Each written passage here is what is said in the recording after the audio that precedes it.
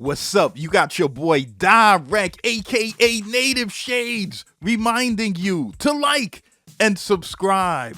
Cause today we're gonna be talking about a new group from Boston, Massachusetts. Ladies and gentlemen, this group of kids, Joey, Danny, Jordan, Donnie, Jonathan, got the world going crazy.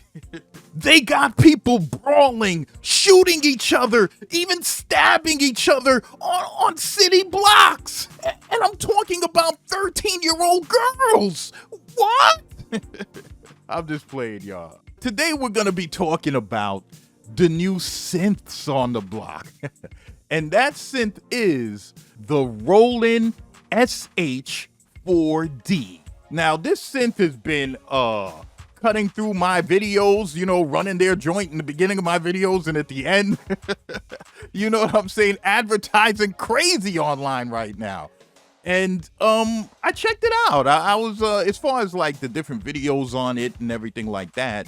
And I would say it's very interesting. This is a very interesting synthesizer. It has 60-note polyphony.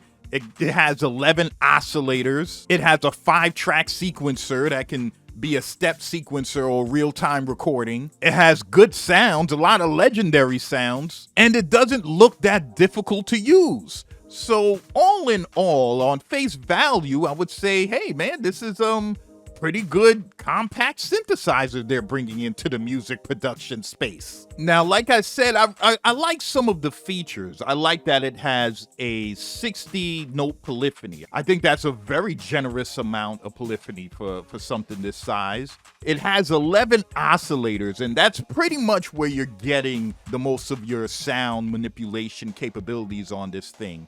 It has vintage oscillators like the Juno 106 and the SH-101. And with every oscillator, the machine basically allows you to manipulate it in a specific way for that oscillator.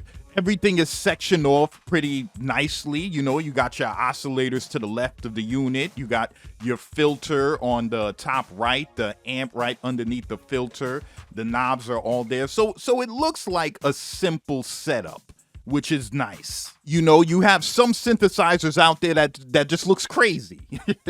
You got some synthesizers you won't touch with your worst enemy's hands. So this one, visually looking simple, is pretty cool.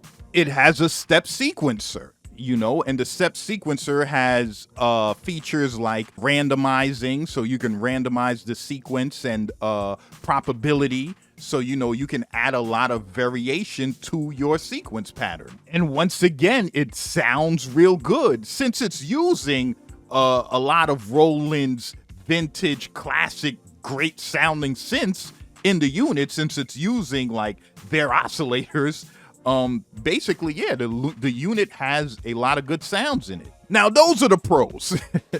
Now, as far as what I could see is as far as cons, and it's not too many to tell you the truth, but one is the key bed, the keyboard bed on the unit. They got these little buttons, and I don't know about you, but that's something I'm looking at, and I'm like, I don't know, Dyreck. Are you gonna feel comfortable like playing your notes that way? Like, I mean, it may not bother me. I could always hook in a little mini MIDI keyboard, you know what I'm saying, through the MIDI slot in the back and use the keys that way. But just off the back, just looking at the unit and say, okay, I gotta play keys like that. I feel like I'm typing into an ATM machine. I don't know, that's just me. But that just might be a small thing.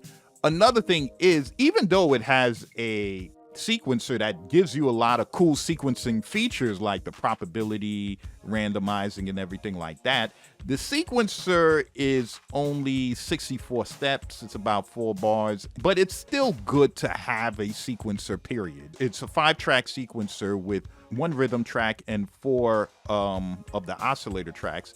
So that's pretty good. You could use the rhythm track, do your drums, and the oscillator track, you can add in the rest of your sounds. I think every track you can put in like 8 sounds on each track. So that's pretty cool. It's just that you're regulated to 64 steps, about 4 bars. A cool feature, another cool feature it does have is a demotion feature. Remember like how the SP 808 had the D beam where you wave your hand and woo, woo, you can manipulate your sounds. With this unit, you can start angling it in different directions and that'll manipulate your sound. So I think that's ill for live performance. That's real dope for live performance. Just don't turn it the wrong direction and botch the whole song. And get all your bandmates angry at you in the crowd ready to tear you apart. You know what I'm saying? Is if you're gonna try that trick, make sure you know what you're doing and you've been practicing it for like 3 months. You know what I'm saying? Something else, I think it's priced good. It's about $649. And I would say, yeah, for a compact synthesizer that gives you 60 voice polyphony, all the oscillators they give you and all the internal sounds and a sequencing feature, access to the classic sounds like the Juno sounds and really great chord sounds and everything. I think it's priced right. I think it's actually priced right. It's a good price for the unit. And yeah, it's going to be interesting to see how this plays out. You know what I'm saying? But what's your take? Does it look like an impressive unit to you, or is it something like, same old, same old? What's your opinion? Speaking of synths, go down low in the description and pick up that synth, of course. I would like to thank all of those that did get the synth, of course, and I know your synthesis game expanded tenfold. You know what I'm saying? So this is your boy Dyreck, aka Native Shades, reminding you to like and subscribe. And I'm signing off.